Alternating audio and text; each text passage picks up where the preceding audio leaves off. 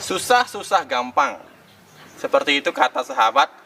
Bagi sahabat yang sudah punya pengalaman menanam ubi jalar seperti ini, terutama dari fase bagaimana mendapatkan bibit seperti itu. Kemudian banyak juga sahabat yang bertanya, Pak, mengapa ubi jalar saya usianya sudah 3 bulan, tapi ketika saya intip ternyata masih belum ada umbinya atau masih akar semua seperti itu.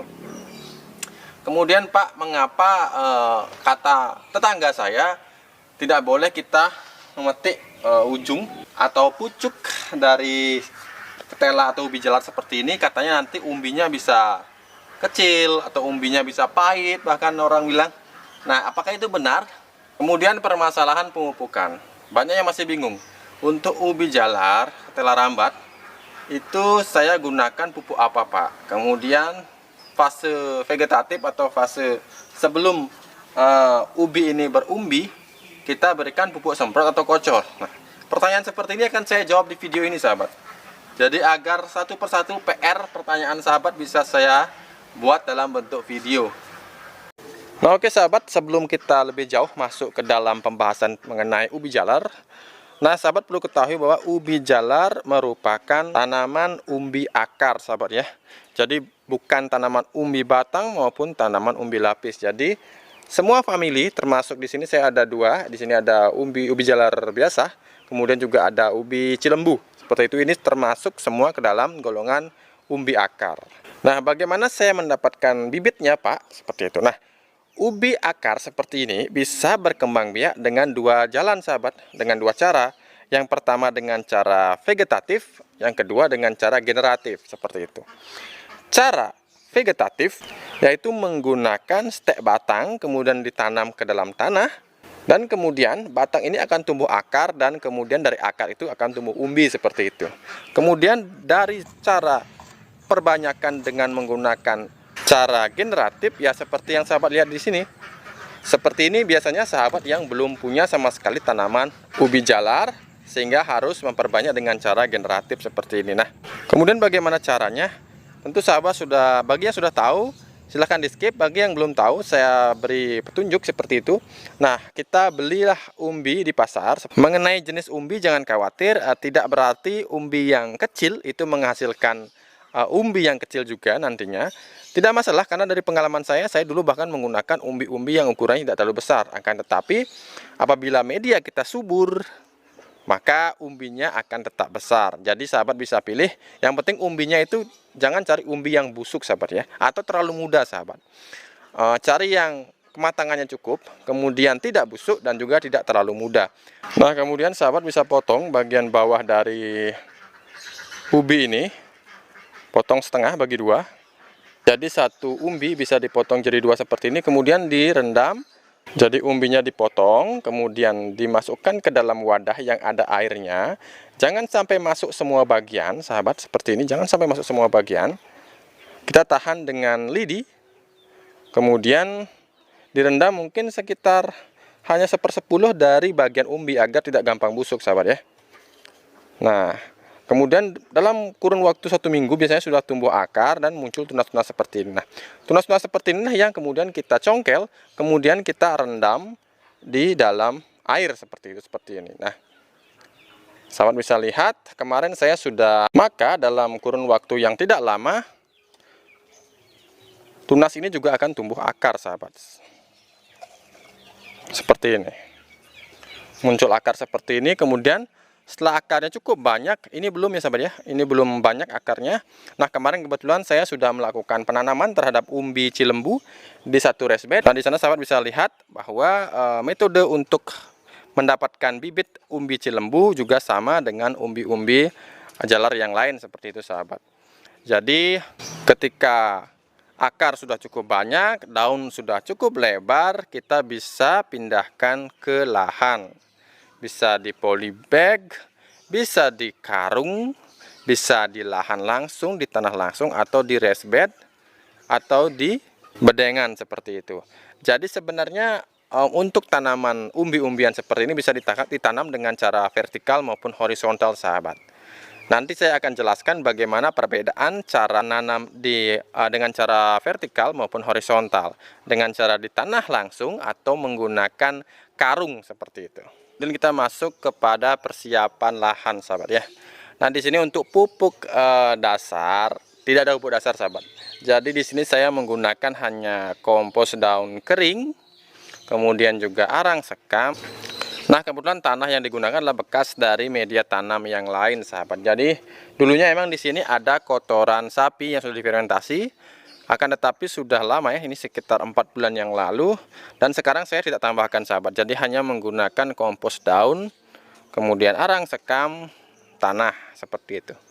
Berbeda halnya ketika kita menggunakan sistem penanaman menggunakan karung. Nah, di sini sahabat perlu perhatikan benar bahwa media dalam karung itu akan terpengaruh oleh gaya gravitasi, sahabat. Jadi apa?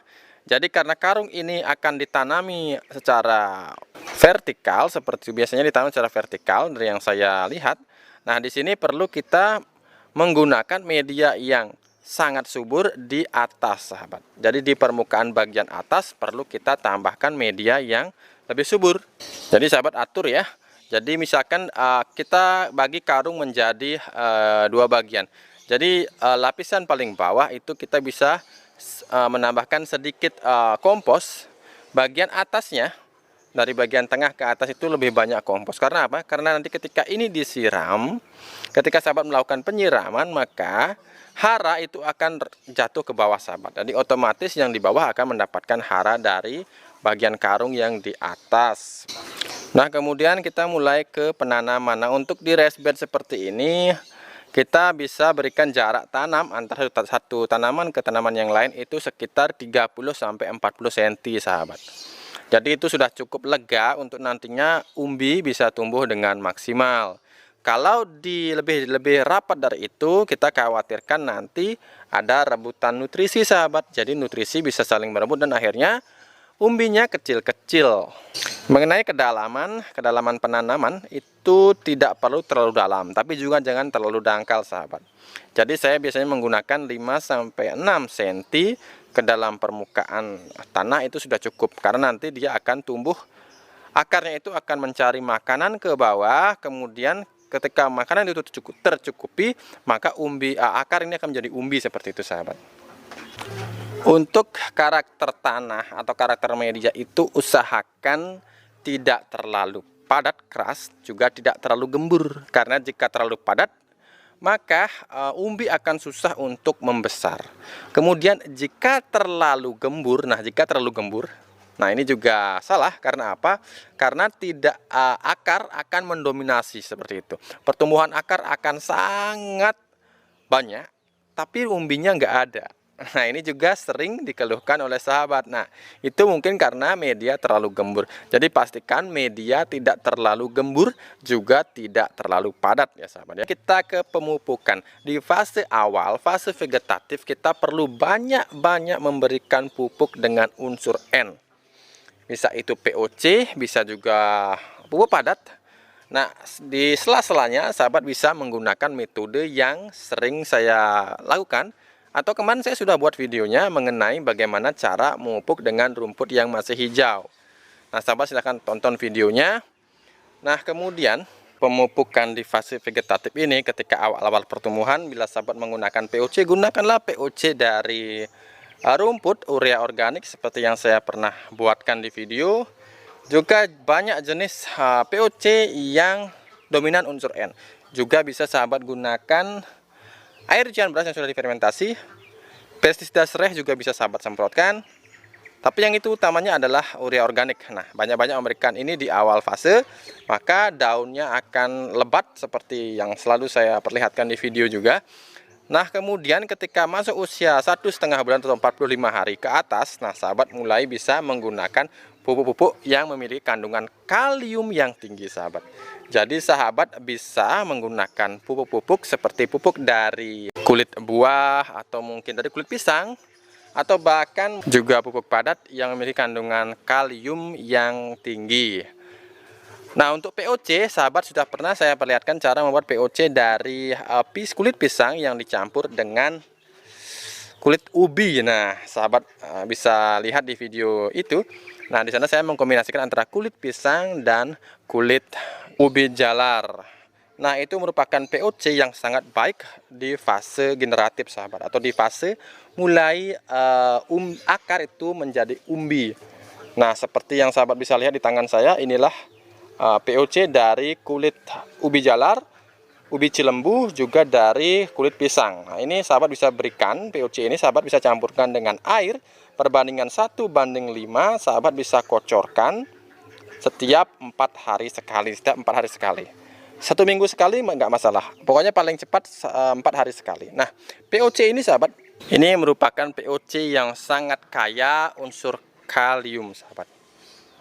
Jadi dengan menggunakan POC ini, apalagi dengan rutin, saya pastikan umbi akan tumbuh maksimal. Saya berani jamin, karena apa? Karena saya sudah membuktikannya berkali-kali, sahabat. Bukan hanya sekali, 2 kali, tapi berkali-kali dari beberapa tahun yang lalu. Nah, POC ini sahabat bisa dapatkan cara pembuatannya di video mengenai POC dari kulit pisang ya, kalau nggak salah ya. Nah, kemudian mengenai mitos apakah ketika kita memetik pucuk-pucuk muda dari ubi jalar ini akan mempengaruhi umbi, saya rasa tidak, sahabat. Itu hanya mitos bagi saya. Saya nggak tahu bagaimana, tergantung sahabat sekarang menyikapinya. Saya nggak mau memaksa, karena dari dulu saya selalu menggunakannya untuk sayur, pakan ternak, dan umbinya nggak ada masalah. Jadi itulah sebabnya saya mengatakan itu mungkin hanya mitos atau kepercayaan dari tetua kita, seperti itu. Jadi bisa kita percaya atau bisa kita nggak percaya, tergantung dari bagaimana cara kita menyikapinya, sahabat. Nah, oke sahabat, cukup sekian video saya kali ini, semoga bermanfaat. Apabila ada kurang lebihnya, mohon kita diskusikan di kolom komentar. Selalulah ingat untuk menanam hari ini agar kita bisa panen esok hari. Sampai jumpa.